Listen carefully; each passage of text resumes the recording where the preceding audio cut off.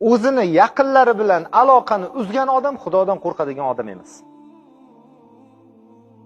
Oyatdan shunaqa ma'no chiqadiki, hisob kitobning qiyomatda og'ir bo'lishi aka-ukalari bilan aloqasi uzilib ketganlarning boshida bo'ladi.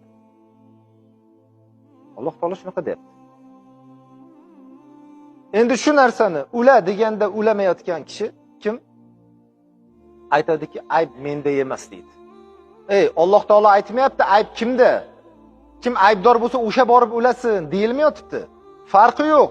Nimanidir ustida tortishib qolib uzilib qoldimi? Siz ulang borib o'shani deydi. Aybdormisiz, aybdor emasmisiz? U qiyomatda bilinaveradi.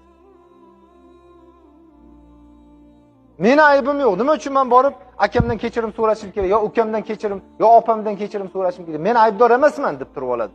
U ikkinchi masala u narsa. Birinchi masala Alloh taolo aytayotgan: "Yasiluna ma amarallohu bihi ayyusan." Ulaydilar Alloh taolo uladigan narsa. Tamam, Xudodan buyruq kelgan shu. Bor akang bilan ulan. Yarashib ol. U istaydimi, istamaydimi?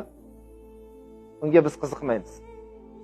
Payg'ambarimiz alayhisolatu vassalom aytdilarki, gaplashmayotgan akang bilan, ukang bilan, yo opa singling bilan salom berib bo'lsa-da, o'rtani qurib qolgan o'sha holatni bog'lab